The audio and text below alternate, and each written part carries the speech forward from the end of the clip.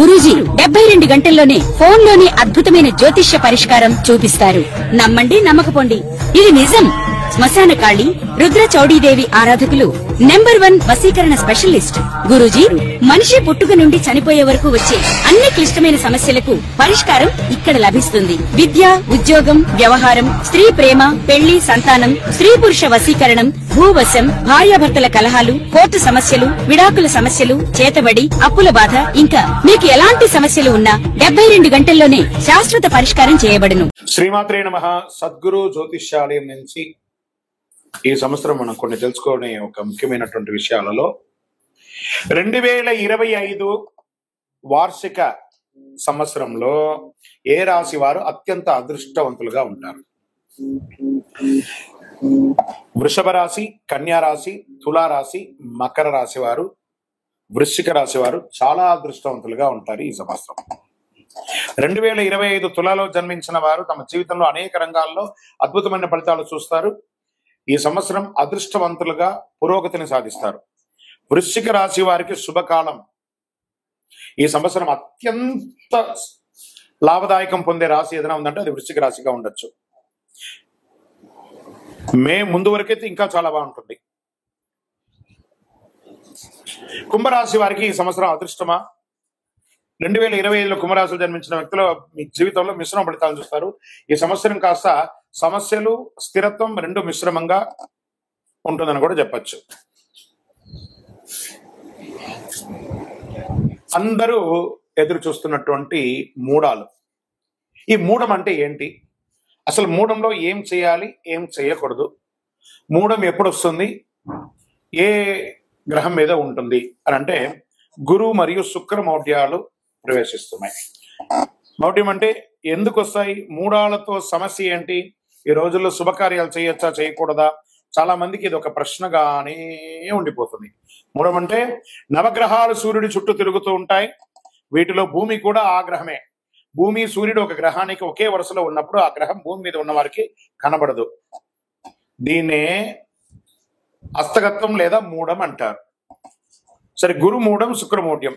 గ్రహాలకు రాజు సూర్యుడు. సూర్యుడికి అత్యంత సమీపంలో ఏ గ్రహమైన వస్తే ఆ గ్రహం తన శక్తిని కోల్పోతుంది. అలా గురుమూఢం శుక్రుడికి దగ్గరగా వచ్చినప్పుడు గురుమూఢం, శుక్రుడు సూర్యుడికి దగ్గరగా వచ్చినప్పుడు శుక్రమూఢం వస్తుంది. ఈ సమయంలో బలహీనంగా మారిపోతాయి ఆ గ్రహాలన్నీ కూడా. సూర్యునికి దగ్గరగా గురు శుక్రులు వచ్చినప్పుడు బలహీనంగా మారిపోతాయి. గురు శుక్రులు శక్తులు తగ్గి బలహీనమైపోయి నీరస పడిపోతాయని కూడా చెప్పచ్చు. వాటి యొక్క శక్తి కూడా సన్నగిలుతుంది. అంటే ఒక 1000 వాట్స్ బల్బు ముందర, మంచి 1000 వాట్స్ బల్బు, ఇప్పుడు మనం షూటింగ్ చేస్తుంటే లైట్స్ అన్ని పెట్టారు కదా, ఈ లైట్స్ ముందర ఒక చిన్న క్యాండిల్ పెడితే ఎలా ఉంటుంది, అలా సూర్యుడి ముందర వస్తే ఆ గ్రహాలు కూడా శక్తి కోల్పోతుందని కూడా చెప్పచ్చు. గురు శుక్రులు శుభగ్రహాలు కాబట్టి అవి సూర్యుడికి అత్యంత దగ్గరగా ఉన్నప్పుడు మూడాలుగా దాన్ని పరిగణిస్తారు. మూడాలు ఇలా అంటారు. ఈ రోజులో ఎలాంటి పనులు చేయకూడదని చెప్తారు. ఎందుకంటే ఈ శుభకార్యానైనా గురు శుక్ర గ్రహాల బలమే ప్రధానం. గురు బలం ఉందా, శుక్ర బలం ఉందా మొదలు పెట్టని అంటారు కదా, అవి లేనప్పుడు ఈ రెండు గ్రహాలు బలహీనమైనప్పుడు ఏది చేసినా కలిసి రాదు అని చెప్తూ ఉంటారు. మూడంలో ఏ కార్యక్రమాలు నిర్వర్తించకూడదంటే శుభగ్రహాలు గురు శుక్రులు బలహీనంగా ఉన్నప్పుడు కాబట్టి మూడాల్లో వివాహాది శుభకార్యాలు, ఉపనయనాలు, గృహ ప్రవేశాలు, భూమి పూజలు, శంకుస్థాపన నిషిద్ధం. పుట్టు వెంట్రుకలు తీరాదు, ఇల్లు మారకూడదు. సరే, మూడాల్లో ఏమేమి చేసుకోవచ్చు అంటే అన్నప్రాసనం చేసుకోవచ్చు, ప్రయాణాలు చేయవచ్చు, ఇంటి రిపేర్లు చేసుకోవచ్చు, భూములు కొనడం, అమ్మడం, అగ్రిమెంట్ చేసుకోవడం, ఇవన్నీ చేసుకోవచ్చు. నూతన ఉద్యోగాలు కూడా చేరవచ్చు, విదేశాల్లో ఉద్యోగం కోసం వెళ్ళొచ్చు, నూతన వాహనాలు కొనవచ్చు, నూతన వస్త్రాలు కూడా కొనుక్కోవచ్చు, ఇవన్నీ చేసుకోవచ్చు. సరే, మూఢకాలంలో శుభకార్యాలు చేస్తే ఏమవుతుంది? ఏమైనా తప్పు జరుగుతుందా? మహర్షులు జ్యోతిషాస్త్ర రీతిగా పండితులను అనుభవస్తులు చెప్పిన దాని ప్రకారం మూఢం సమయంలో ఏదైనా శుభకార్యం చేసినా అశుభం వినాల్సి రావస్తుంది, కష్టం కలగవచ్చు, నష్టం వాటిల్లవచ్చు. అందుకే మూడాల సమయంలో శుభకార్యాలు చేయకండి అని అన్నారు. గురు శుక్ర మౌఢ్యమి దశలో ప్రవేశిస్తున్న ఈ రాశిపై ప్రతికూల ప్రభావాలు అధిగమించడానికి నివారణ కూడా మనం చేసుకోవచ్చు. రెండు శుభగ్రహాలు తమ శక్తిని కోల్పోతుంది కాబట్టి వివిధ రాశులపై, మన యొక్క 12 రాశులు ఉంటాయి కదా, ప్రభావాలు చెప్తున్నాయి. జ్యోతిష్ శాస్త్ర ప్రకారం ఒక గ్రహం సూర్యుడికి దగ్గరగా ఉన్నప్పుడు ఇది జరుగుతుంది కాబట్టి ఆ రాశులు ఎవరు, ఆ నక్షత్రాలు ఎవరు మనం చూద్దాం. గురు మరియు శుక్ర మౌఢ్యం కలిసినప్పుడు 7 రాశులకి 7 నక్షత్రాల వారికి ప్రధానంగా అశుభకరం కాబోతుంది. ప్రతికూల ప్రభావాలు ఎవరు రాశి నక్షత్రాలు ఎక్కువ ఎదుర్కొంటున్నారని చూస్తే మేషరాశి వారు, వృషభ రాశి వారు, మిథున రాశి వారు, కర్కాటక రాశి వారు, తులా, ధనుసు, మీన రాశి వారు కాస్త ఇబ్బంది పడే అవకాశాలు ఉన్నాయి. మరి నక్షత్రాల్లో పూర్వ పల్గుని నక్షత్రం, పుబ్బ, ఉత్తరాషాఢ నక్షత్రం, కృతికా నక్షత్రం, అనురాధ నక్షత్రం, ఇవన్నీ కూడా కొంచెం ఇబ్బంది పడే అవకాశాలు ఉన్నాయి. మరియు శుక్రవారాల్లో పుట్టినటువంటి వారు వీరికి కొంచెం ఇబ్బంది పడే అవకాశాలు ఉన్నాయి. నక్షత్రంపై మరియు శుక్ర మౌఢ్యమి ప్రభావం ఎలా ఉంటుంది? వేద జ్యోతిషశాస్త్రం మౌఢ్య దహనం తిథి సూచిస్తుంది. ఇక్కడ ఒక గ్రహం సూర్యుడికి దగ్గరగా ఉండడం వల్ల రాబోయే గురు మరియు శుక్ర మౌఢ్యమి ఒక ముఖ్యమైనటువంటి ఖగోళ సంఘటనను సూచిస్తుంది. కొన్ని దేశాలలో అనర్థాలు జరిగే అవకాశాలు ఎక్కువ కూడా ఉన్నాయి. గురుమౌఢ్యమి సమయంలో జ్ఞానం విస్తరణ మరియు దయ యొక్క గ్రహమైన బృహస్పతి అతి శక్తిని కోల్పోతుంటాడు. ఈ జ్ఞాన ఆధ్యాత్మిక మరియు వృద్ధికి సంబంధించిన విషయాలు ప్రభావితం చేస్తుంది. కాబట్టి ఈ పర్టికులర్ రాశి వాళ్ళు, చదువుకునే వాళ్ళు కానీ, విద్యార్థులు కానీ చాలా శ్రమ పడాల్సి ఉంటుంది. బృహస్పతి యొక్క సానుకూల ప్రభావాలతో తాత్కాలిక తగ్గుముఖం ఉంటుంది. ప్రేమ, అనుబంధం, బంధాలు ఇవన్నీ కూడా కొంచెం ఇబ్బంది పడే అవకాశాలు ఉన్నాయి. ఒకళ్ళ భార్యాభర్తల మధ్య సఖ్యత కోల్పోవడము ఇవన్నీ శుక్రమౌఢ్యమి ద్వారా వస్తుంది.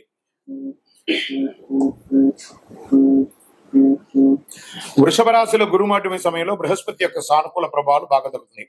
ఆస్తులు కొనడం, అమ్మడం, కొత్త పని ప్రారంభిస్తారు. వివాహ నిశ్చితార్థాలు, గృహప్రవేశాలు, కొత్త వ్యాపారాలు ప్రారంభిస్తారు. కొంత గురుమౌఢ్యంలో కొన్ని రాశులు, మిగతా రాశుల వారికి లాభం అని చెప్పేసి బృహస్పతి ప్రభావం కూడా ఉంటుంది. రాహుకేతు మరియు శని మరియు కుజుడు వంటి సహదుష్ట గ్రహాల ఆధిపత్యం చలాయించి గరిష్ట స్థాయిలో ఫలితాన్ని ఇస్తారు ఈ యొక్క దీంట్లో. కాబట్టి కొంచెం జాగ్రత్తగా ఉండాలని కూడా చెప్పడం జరుగుతుంది. గురుమౌఢ్యమి, శుక్రమౌఢ్యంలో చేయవలసినవి, చేయకూడనివి. మరి ఏ డేట్లలో వస్తున్నాయి అని అనుకుంటే, గురుమౌఢ్యమి 2025 స్వస్తిశ్రీ చాంద్రమాన విశ్వావసునామ సంవత్సర ఉత్తరాయణం, గ్రీష్మ ఋతువు, జ్యేష్ఠమాసం శుక్లపక్షం జూన్ 10 పౌర్ణమి, మంగళవారం రాత్రి 2:17 నుండి ఆషాఢ మాసం 2025 శుక్లత్రయోదశి జూలై 8 మంగళవారం మధ్యాహ్నం 3:18 వరకు ఉంటుంది.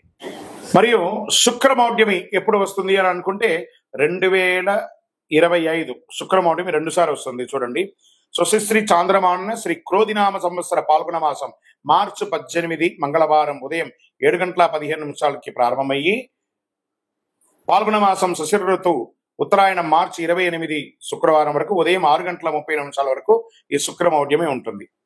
శుక్రమౌఢ్యమి స్వస్తిశ్రీ చాంద్రమాన విశ్వావసునామ సంవత్సర దక్షిణాయనం హేమంత ఋతువు మార్గశిర మాసం శుక్ల దశమి ఆదివారం నవంబర్ 30 మధ్యాహ్నం 1:58 ప్రారంభమయ్యి, శుక్రమౌఢ్యమి 2026 సంవత్సరం ఉత్తరాయణం మాఘమాసం కృష్ణ ఏకాదశి ఫిబ్రవరి 13 శుక్రవారం రోజున ముగిస్తుంది.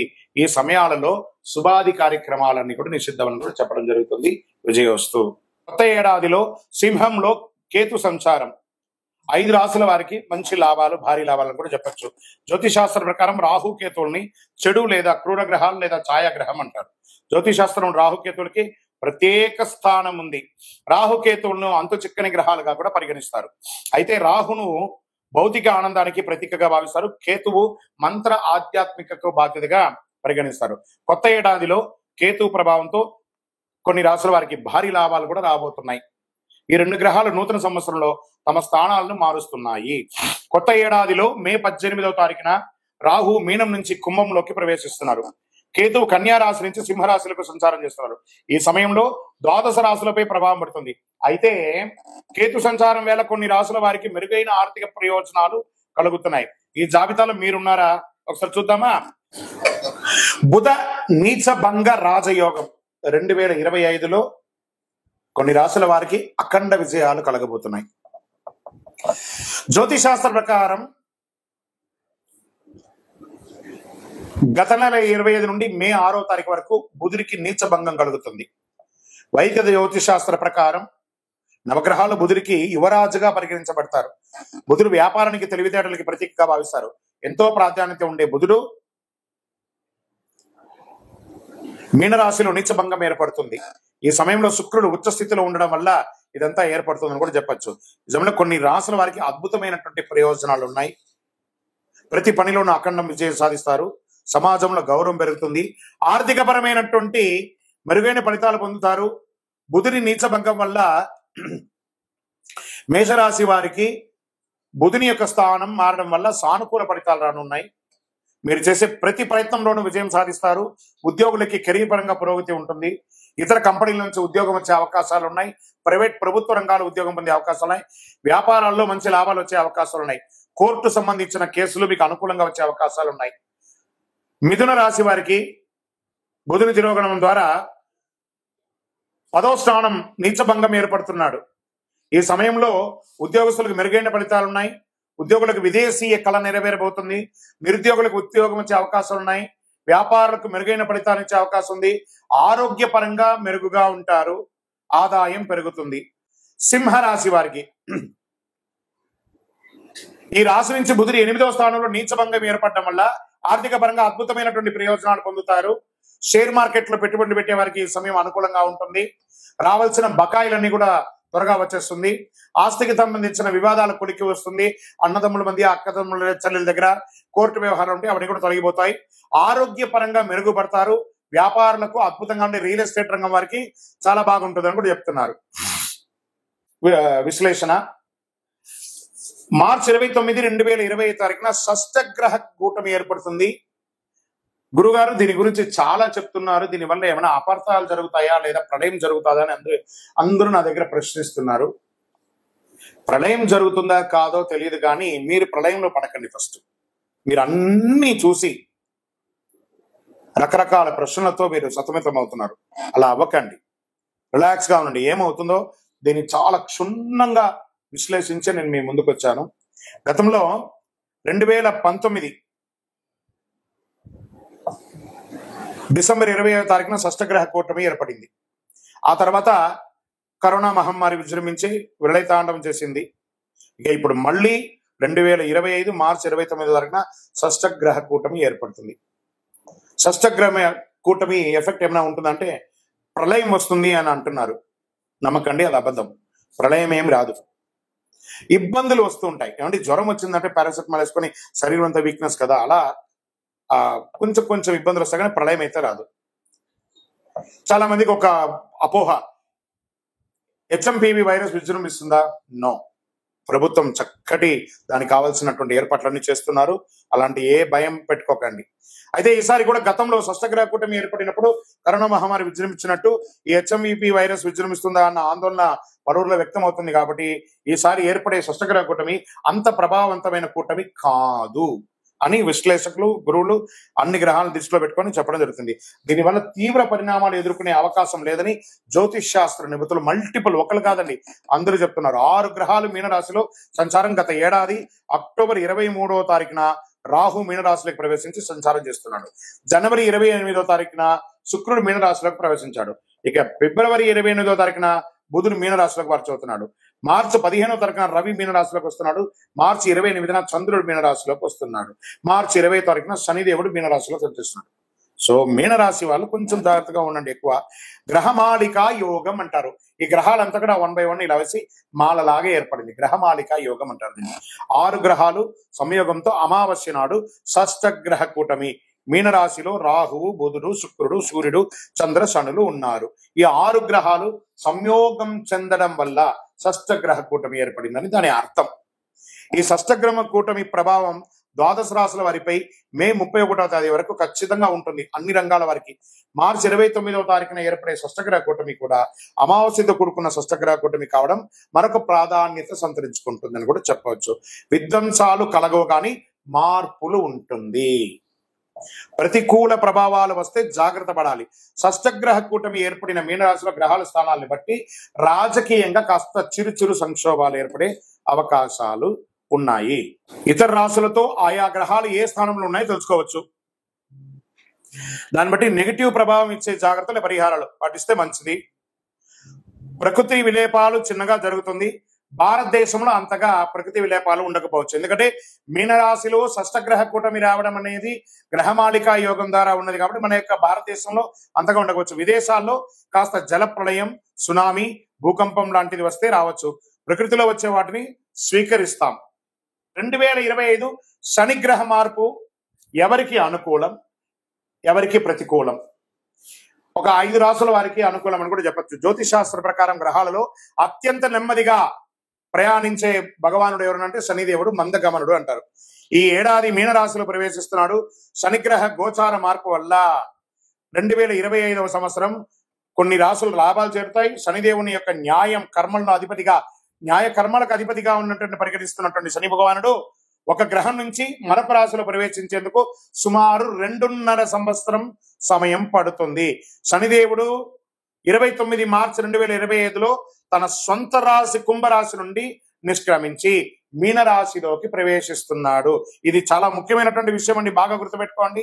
మీ తెలిసిన వాళ్ళకందరికీ కూడా షేర్ చేయండి, 10 మందికి ఉపయోగపడే ఒక అద్భుతమైనటువంటి విషయం. దీనికంటే ముందు కుంభరాశిలో రాజయోగాన్ని ఏర్పరుస్తున్నాడు. జ్యోతిష్ శాస్త్ర ప్రకారం రాజయోగం మహాపురుష రాజయోగం శుభప్రదంగా పరిగణించబడుతుంది. లగ్నం లేదా చంద్రుడి నుంచి మొదటి 4, 7 లేదా 10వ స్థానంలో శని తుల, మకర లేదా కుంభరాశిలో ఉన్నప్పుడు శని రాజయోగం ఏర్పడుతుంది. 2.5 ఏళ్ల పాటు కొన్ని రాశులకు కష్ట నష్టాల నుంచి విముక్తి కలిగిస్తున్నారు. ఈ మార్పు వల్ల ఏళ్నాడు శని, అష్టమ శని, అర్ధాష్టమ శని, సప్తమ శని, కంఠ శని శని దోషాల నుంచి విముక్తి పొందుతున్నారు. ఈ మార్పు వృషభ, కర్కాటక, తుల, వృశ్చిక, మకర రాశుల వారు లాభపడుతున్నారు.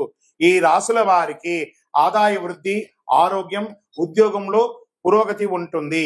ఈ శని స్థానం మారడం వల్ల వృషభ రాశి వారికి శని లాభస్థానంలోకి వస్తుండడం వల్ల 2.5 ఏళ్ల పాటు జీవితంలో శుభ పరిణామాలు చేకూరుతాయి. అలాగే తులరాశి వారికి అనుకూలం. ఇప్పటి వరకు 5వ స్థానంలో సంచారం చేసిన శనీశ్వరుడు 6వ స్థానమైన మీనరాశిలోకి మారడం వల్ల ఉద్యోగంలోను, వృత్తి వ్యాపారాల్లోనూ తక్కువ శ్రమతో ఎక్కువ లాభం పొందే అవకాశాలు ఉన్నాయి. మరి వృశ్చిక రాశి వారికి శని 5వ స్థానంలో మారడంతో అర్ధాష్టమ శని విముక్తి లభిస్తుంది. దీంతో ఆదాయ మార్గాలు విస్తరిస్తాయి, ఆర్థిక సమస్యలు చాలా వరకు పరిష్కారాలు అవుతాయి. మకర రాశి వారికి ఈ స్థాన మార్పుతో శుభం కలుగుతుంది. ఇంతకాలం ద్వితీయ స్థానంలో సంచారం చేస్తున్న శని 3వ స్థానానికి మారడం వల్ల ఈ రాశి వారికి 7.5 కాలం పట్టినటువంటి 7.5 సంవత్సరాలు 7.5 అనే శని నుంచి విముక్తి పొందుతున్నారు. మరి ఈ 2025వ సంవత్సరంలో శని ఎవరికి ప్రతికూలంగా ఉన్నాడు? అనుకూలమైనటువంటి రాశులు చూసాం కదా, ఇప్పుడు ప్రతికూలంగా ఎవరికి ఉన్నారు? ఈ శని గ్రహం వల్ల ఈ రాశుల వారికి 2025వ సంవత్సరంలో శని దోషం, బంగారం పట్టుకున్న బూడిదయ్యే అవకాశాలు కొంత ఉన్నాయి. ఇలా అంటున్నారు ఏంటి గురుగారు అంటే, జాగ్రత్త పడవలసిందే, తప్పకుండా జాగ్రత్త పడాల్సిందే.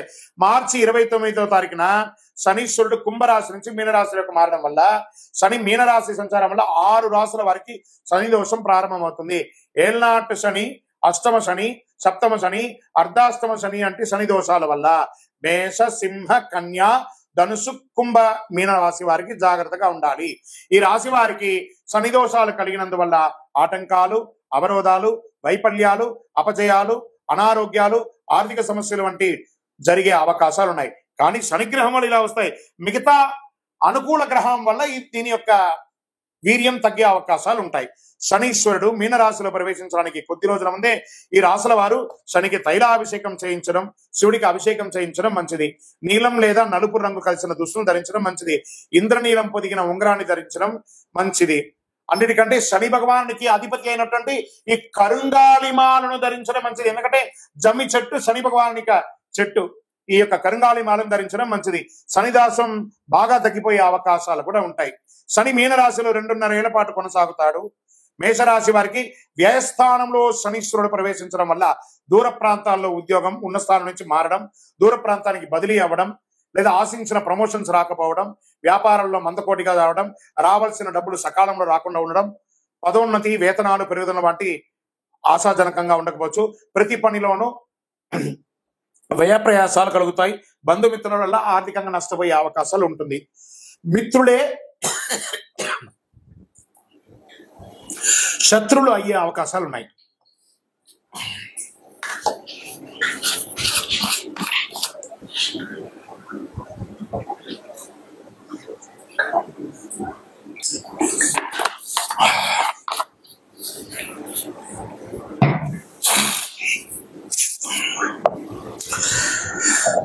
సింహరాశి వారికి శని మీనరాశి ప్రవేశంతో అష్టమ శని ప్రారంభమవుతుంది. దీనివల్ల ప్రతి పని ఆలస్యమే అవుతుంది. కుటుంబంలో ఊహించని సమస్యలు తలెత్తుతాయి. రావాల్సిన డబ్బులు ఒక పట్టాన చేతికి రాదు. ఆర్థిక వ్యవహారాలు, ఆర్థిక లావాదేవీలు నష్టాలు కలుగుతాయి. ఉద్యోగంలో శ్రమాధిక్యంగా ఉంటుంది. వృత్తి వ్యాపారాలు మందగిస్తాయి. ఉద్యోగ పెళ్లి ప్రయత్నాల ఆటంకాలు ఎక్కువగా ఉంటాయి. ముఖ్యమైన ప్రయత్నాలు శ్రమ తప్పకపోవచ్చు. మరి కన్యా రాశి వారికి సప్తమ స్థానంలో శని సంచారం వల్ల పెళ్లి సంబంధాలు చివరి దాకా వచ్చి వెనక్కి వెళ్లే అవకాశాలు ఉంటాయి. దాంపత్య జీవితంలో సమస్యలు వచ్చే అవకాశాలు ఉన్నాయి. సంతాన సాఫల్యం కొంచెం నిరాశాజనకంగా ఉండే అవకాశాలు ఉన్నాయి. పార్ట్నర్షిప్ లేదా భాగస్వామి ద్వారా సమస్యలు తలెత్తే అవకాశాలు ఉన్నాయి. వ్యాపారాల్లో విభేదాలు వచ్చే అవకాశాలు ఉన్నాయి. శ్రమ ఎక్కువ, ఫలితం తక్కువ. వృత్తి జీవితంలో విరామం లేకుండా పరిగెడుతూ ఉంటారు. శని మార్పు వల్ల ధనుసుకి చతుర్థ స్థానంలో శని ప్రవేశించడం వల్ల అర్ధాష్టమ శని దోషం కలుగుతుంది. దీనివల్ల ఆస్తిపాస్తులకు సంబంధించిన సమస్యలు తలెత్తే అవకాశాలు ఉన్నాయి. గృహ వాహన ప్రయత్నాలకు బ్రేకులు పడతాయి. తల్లి ఆరోగ్యం ఇబ్బంది పడుతుంది. కుటుంబంలో సుఖ సంతోషాలు తగ్గుతాయి. ఉద్యోగంలో ప్రాధాన్యత తగ్గే అవకాశాలు ఉంటుంది. ఆదాయ ప్రయత్నాలు ఆటంకాలు కలుగుతాయి. అనారోగ్య సమస్యలు కలిగే అవకాశాలు ఉన్నాయి. కష్టార్జితం వృధా కాకుండా చూసుకోండి. మరి కుంభరాశి వారికి 3వ దశ ఏళ్నాడు శని దోషం ప్రారంభం అవుతుంది. దీనివల్ల ఆర్థిక సమస్యలు కలుగుతాయి. రావాల్సిన డబ్బు ఒక పట్టాన చేతికి రాదు. ధనాదాయం బాగా తగ్గుతుంది. డబ్బు తీసుకున్న ఇచ్చిన 10 పరిష్కారాలు కావడానికి చాలా కాలం పడుతుంది. కుటుంబంలో అన్నదమ్ముల మధ్య, అక్కచెల్లెల మధ్య చికాకులు తలెత్తుతాయి. శుభ కార్యక్రమాలకి ఆటంకాలు ఏర్పడతాయి. వృత్తి వ్యాపారంలో లాభాలు తగ్గే అవకాశాలు, శ్రమ ఎక్కువ కలిగే అవకాశాలు ఉన్నట్టుగా కనబడుతుంది. మరి మీన రాశి వారికి శని వల్ల శని ప్రవేశంతో 2వ దశ ఏళ్నాడు శని ప్రారంభం అవుతుంది. కొద్దిగా అనారోగ్యం పీడిస్తుంది. ఉద్యోగంలో ప్రభావం చూపుతుంది. వృత్తి వ్యాపారంలో సమస్యలు వచ్చే అవకాశాలు ఉన్నాయి. ప్రయాణాల వల్ల నష్టాలు తప్పవు. ఉద్యోగం పెళ్లి ప్రయత్నాలు ఆటంకాలు ఎక్కువ ఉంటాయి. విజయ సాఫల్యం బాగా తగ్గిపోతుంది. ప్రతి పనికి బాగా శ్రమపడాల్సి ఉంటుంది. విపరీతమైనటువంటి ప్రయాణాలు ఉండే అవకాశాలు కనబడుతున్నాయి. వ్యయ ప్రయాసాలు చాలా ఉన్నాయి. ఆర్థిక లావాదేవీలు పెట్టుకోకండి. స్పెక్యులేషన్, షేర్ మార్కెట్ అసలు ముట్టుకోకండి. విజయోస్తు. ఈ వారాహి కందదీపం, ఈ వారాహి అమ్మవారి యొక్క పూజ ఈ మధ్య చాలా అన్ని చోట ఆశేతి హిమాచలం పెరిగింది చూసారా. 16 శుక్రవారాలు చేస్తున్నారు.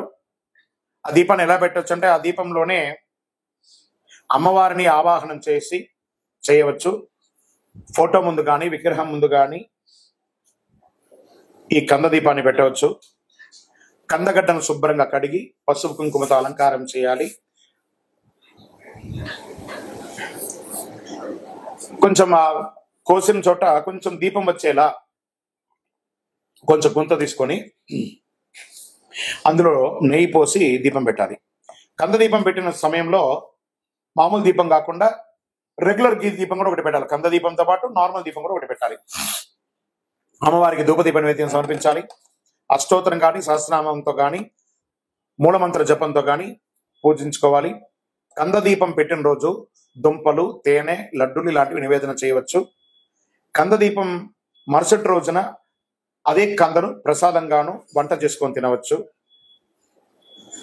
కంద తినని వారు గోవుకి తినిపించవచ్చు. ఇలా ప్రతి శుక్రవారం రాత్రి చేస్తే మీకు ఉన్న ఆటంకాలన్నీ తొలగిపోయి ఐశ్వర్యం సంకల్పిస్తుంది. ముఖ్యంగా గొడవలు, నిందలు ఇవన్నీ తొలగిపోతాయి. వివాహం కాని వారికి వివాహం త్వరగా అయ్యే అవకాశాలు ఉన్నాయి.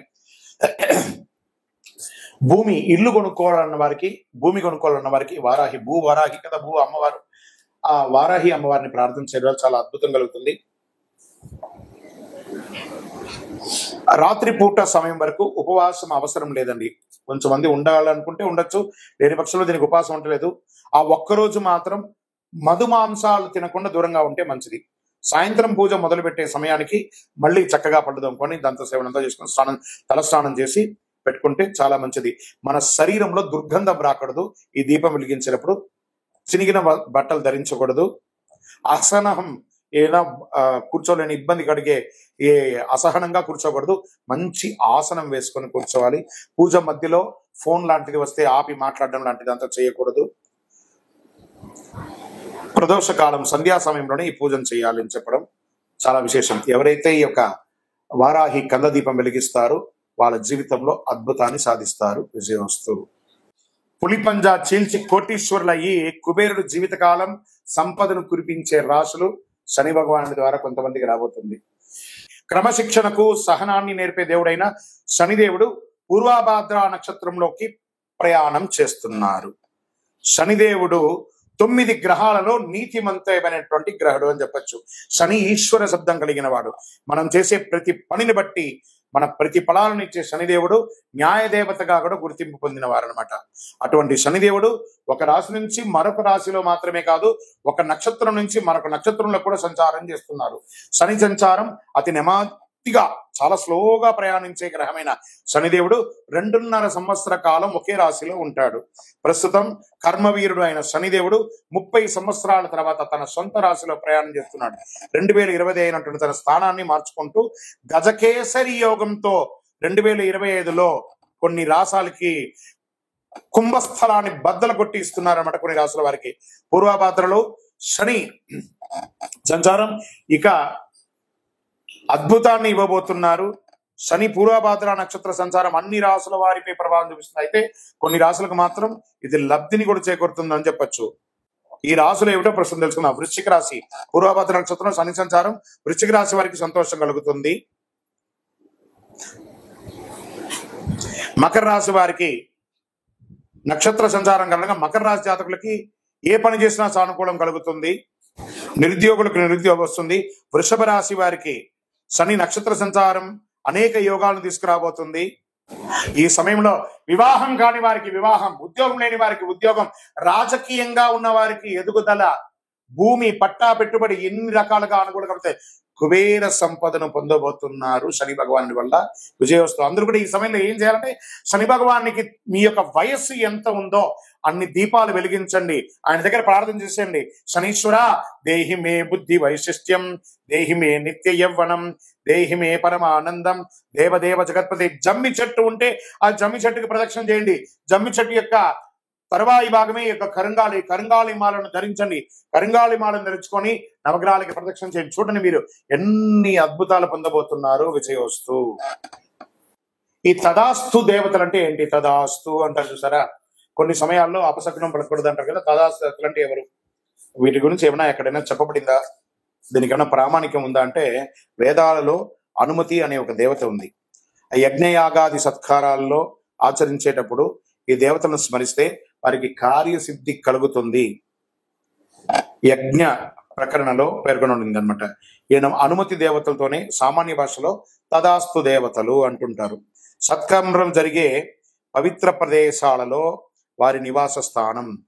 అశ్విని దేవతలే తదాస్తు దేవతలు. వీరు విశ్వకర్మ అంశ అయినటువంటి సూర్యుని కుమారుడు.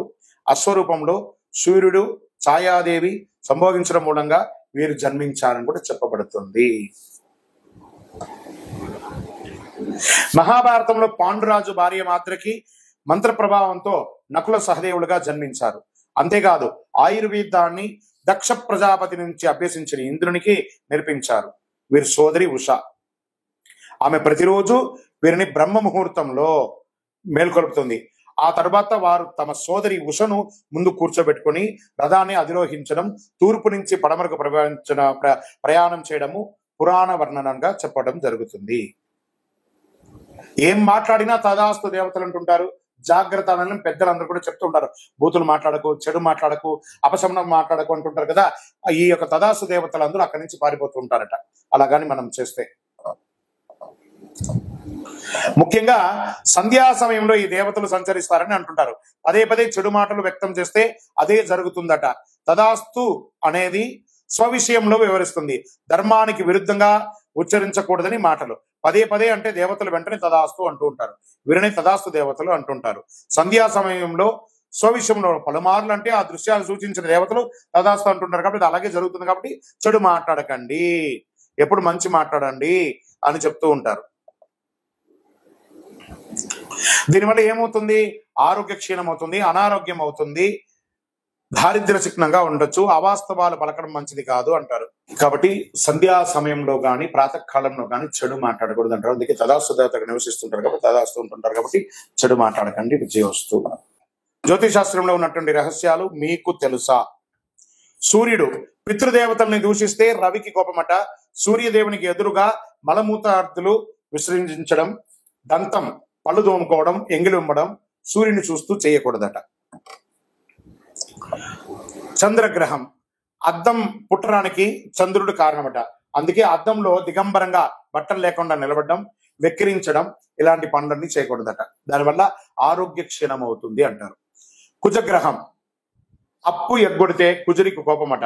వ్యవసాయ పరంగా మోసం చేస్తే ఊరుకోడట. కాబట్టి వ్యవసాయదారుని చాలా చక్కగా చూసుకోవాలి. బుధగ్రహం బుధుడికి చెవిలో వ్రేళ్లు పెట్టి తిప్పుకొనడం, ఇలా పెట్టుకోవడం. మనకు తాళాలు ఉంటాయి చూసారా, స్కూటర్ తాళం, కారు తాళం, లేకపోతే పిన్నీసు, దాన్ని పెట్టుకొని గిక్కోవడం ఇవన్నీ ఇష్టం ఉండదు బుధగ్రహానికి. అందులో బుధవారం అసలే చేయకూడదు. వ్యాపారాన్ని అశ్రద్ధ చేసిన, జ్ఞానం ఉందని విర్రవీగిన బుధుడికి ఇష్టం ఉండదట. గురుగ్రహం సర్వశాస్త్రాలను తెలిపిన గురువు బృహస్పతి ఎవరైనా గురువుని కించపరిచి మాట్లాడితే గురుదేవునికి అనుగ్రహం కలగదట. మన టీచర్స్, మన ఉద్యోగస్తులు, పై అధికారులు, బ్రాహ్మణోత్తములు, గురువులు, ఎవరెవరైతే మన యొక్క వృత్తి వ్యాపారంలో ఉన్నటువంటి గురువులు, ఏ గురువునైనా కూడా నిందించకూడదు. తుల్య నిందా స్థితిర్మౌని, సైలెంట్ గా ఉండాలంట. గురువుని ఎక్కిరించి మాట్లాడడం, లెక్చరర్స్, టీచర్స్ వాళ్ళందరినీ అలా చేయడం వల్ల గురువుకి కోపం వస్తుందట. శుక్రుని భార్యాభర్త అగౌరవపరచుకోక, ఆయన కూర్చుకుంటే భార్యాభర్తలు కొట్లాడుకుంటారు కదా, అలా అగౌరవంగా మాట నువ్వెంత, నేనెంత, నువ్వెంత అని ఒకరి మీద ఒకరు అనుమానం పడ్డా, అవమానపరిచిన శుక్రుడి కోపం పట్ట ఐశ్వర్య క్షీణం చేస్తాడట. లక్ష్మీదేవి కృప లేకుండా చేస్తాడట. ఆ యొక్క శుచి శుభ్రత లేని చోట కూడా శుక్రుడు ఉండడట. మనుషుల గొడవలు లేని చోట మాత్రమే ఆయన ఉంటారు. మరి శని భగవానుడు, శనికి పెద్దల్ని కించపరిచిన, మరుగుదొడ్లు శుచిగా లేకపోయినా చాలా కోపం వస్తుందట. తల్లిదండ్రులను చులకగా చూసినా కోపం వస్తుందట. సేవకు వృత్తి చేసిన, సేవ చేసిన వారిని కాపాడాలని, ఆయన కాపాడితే చాలా ఆనందపడతాడట. నలిగిన బట్టలు, పాత బట్టలు, తలస్నానం చేయకుండా ఉన్నా కూడా దరిద్రమేంట శని భగవాన్. మాకు చుండ్రు వస్తుందండి, మా తల ఎంట్రుకలు రాలిపోతుందండి, ఇవన్నీ దరిద్ర చిహ్నం. నిత్యం ఎన్నిసార్లు ఉదయం సాయంత్రం స్నానం చేసినా తల మీదకి వెళ్ళి స్నానం చేయాలంటే పడక మీద నుంచి పడుకొని వస్తాం, మన శుభ్రత కోల్పోయినట్టే కదా. కాబట్టి తల మీద స్నానం చేస్తేనే శని భగవానికి ఇష్టమట. లేదా శని నెత్తి మీదే కూర్చుంటాడట తల స్నానం చేయకపోతే, అది మహా దరిద్రం. రాహు వైద్య వృత్తితో పేరుతో మోసగించిన, సర్పములను ఏమైనా చేసినా ఆయన కోపం వస్తుందట. భ్రమమాయకు కారణమవుతాడు. భూమి కారకుడు కూడా, భూమి కూడా ఇబ్బంది కలిగిస్తారట. కాబట్టి జాగ్రత్తగా ఉండాలి. మరి కేతువు జ్ఞానం ఉండి కూడా పంచడానికి వెనకబడి, మోక్షకారకుడైన కేతువుకి పెద్దలకు మరణానంతరం చేయవలసిన పితృకర్మలు చేయకపోయినా, మేము బియ్యం ఇచ్చినామండి, పెద్దలు చనిపోతే మాకు తద్దినాలు అలవాటు లేదండి, ఇలాంటి మీ యొక్క బద్ధకానికి, మీ యొక్క సోమరితనానికి అలవాటయ్యి పెద్దల యొక్క కనీసం చనిపోయిన రోజును కూడా గుర్తుపెట్టుకోకుండా ఉంటే ఆ ఇంట్లో అశుభం జరుగుతుందట. ఇలా జాతకంలో బాగలేకపోయినా కూడా ఆరోగ్యపరమైనటువంటి ఇబ్బందులు వస్తుంటే కేతుగ్రహం వల్ల. ఇవన్నీ గుర్తుపెట్టుకోవాలి. విజయవస్తు.